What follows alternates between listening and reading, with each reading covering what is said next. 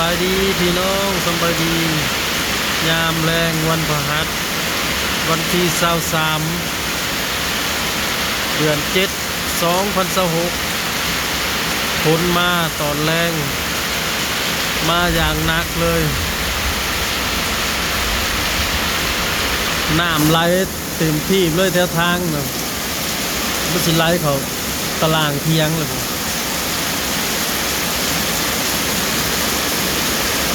ผู้ที่ห้ามไม่เฮาไม่ที่เฮากองกับลูกสาวนะเลี้ยงไว้ให้มันตรงพี่น้องยังสิบกว่าเซนจังสิพอเทียงคันบ่เลี้ยงไว้แบบน่ะบ่ฮัดไว้แล้วมันสิเด้งเนาะเฮาสิฮัดเอาเสื้อฮัดไว้แล้วก็ตอกตะปูให้มันตรงเวลาเฮามาทำเฮาสิจับใส่มันก็ง่ายเนาะ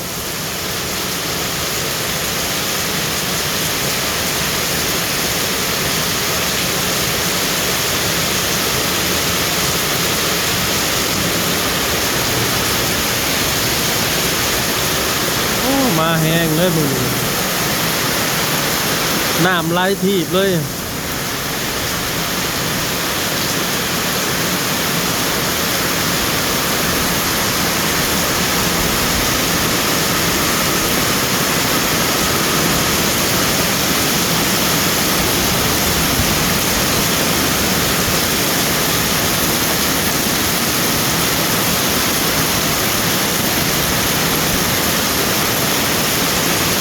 ย่านหน้าหมอกแกงอยู่พี่น้องแบบนี้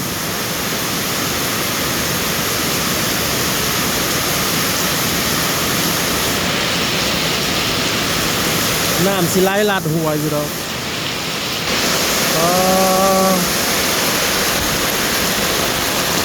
เป็นแม่เลย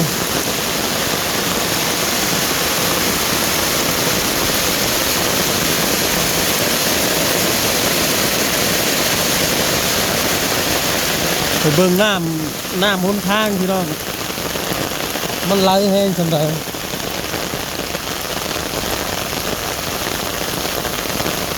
ความแห้งของฝนเม็ดใหญ่นะนี่ตกแป๊บเดียวก็ถือว่าเต็มที่เลยนะมาป้อ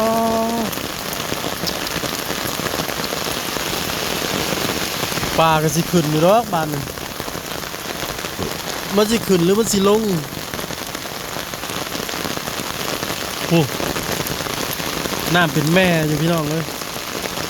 เฮาบ่ได้เอาเข้าน้องแล้วเด้อน้องน้ำเฮาจะเต็มล่ะเฮาปิดตะคองไว้เลยให้มันไหลลงตามทางไปเลย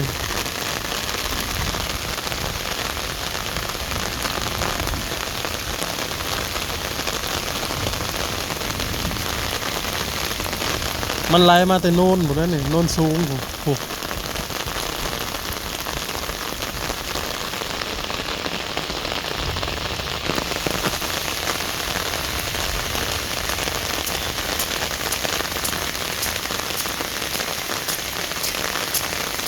เดี๋ยวจะปิดในตะคองในขังลงนาเฮามันก็สิไหลลัดไปเลยแต่น้ำเฮาน้องเฮาบ่ไหลเฮาสิขันไว้เฮาสิตันไว้ตันให้มันไหลลงมาตามนี้ตอนนี้มันไหลบ่แห้งเลยดิ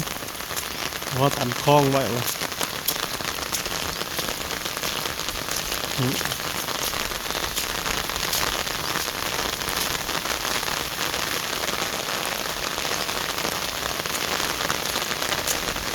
เฮ็ดเฟืองก็ออกแล้วพี่น้องคันแม่นว่างัวบ่เข้ามานี่โอ้ยซ้ำสิกินเฮ็ดเฟืองอันนี้คันบ่ให้มันมากินก็จะหญ้าบ่มีเนาะ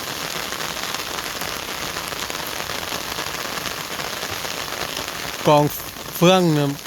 กองบักใหญ่หนึ่งยังเหลือน้อยเดียวได้เดินเท่ายังน้ำเป็นแม่เลย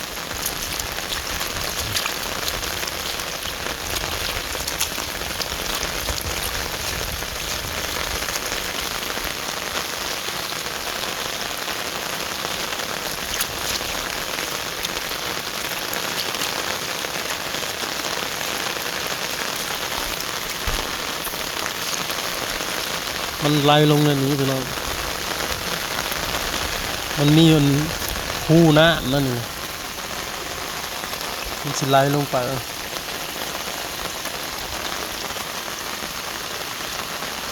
กาว่าน้ำมันนะเขาก็ตันไว้ดอกมันมีป่ามันก็จะขึ้นนั่นนี่เนาะ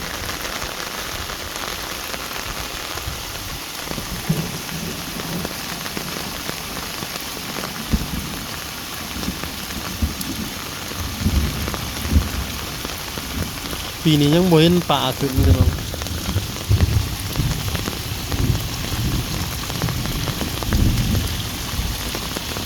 ยังบ่เห็นป่าบืน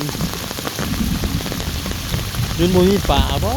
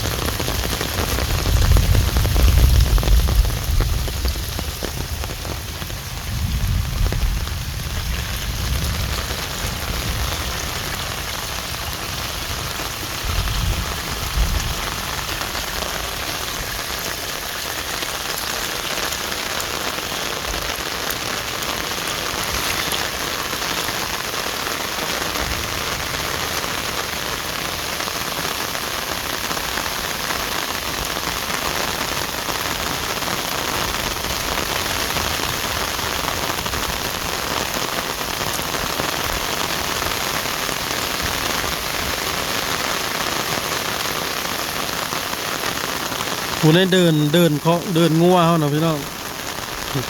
น้ำเต็มที่เลยน้ำทางไหลไปนะหันแล้ว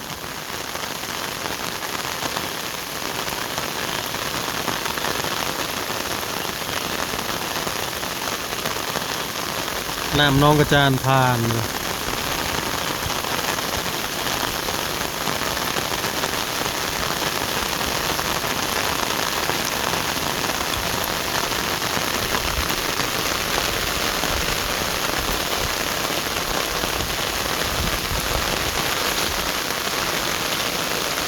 คือสิบยุทธง่ายเด้อพี่น้องมึงมันมืดเลย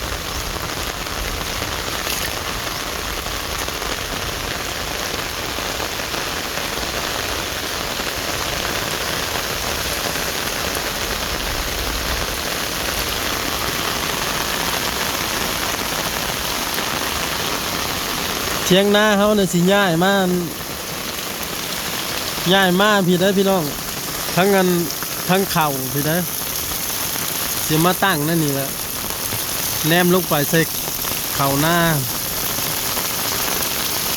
ปินลังออกทางเนาะปินหนาลงมันลงทุ่งนาพุ่นแหละ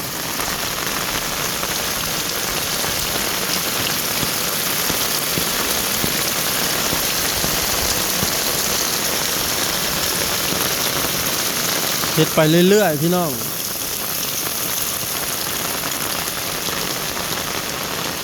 บ่จักมือสิแล้วแล้วก็บ่จักมือสิทำไปเรื่อยๆสันจะมีสำได้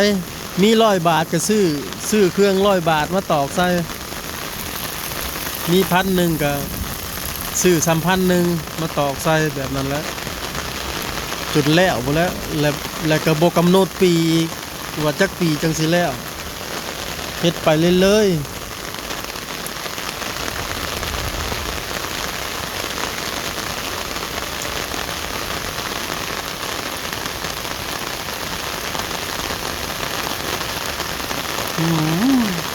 มันจังสีนักอยู่ได้เนี่ยเก็บภาพไว้เพียงจะมีเด้อพี่น้องขอบคุณทุกกำลังใจเด้อพี่น้องเด้อขอบคุณทุกคำเม้นคำติชมพอกันคลิปหน้าสบายดี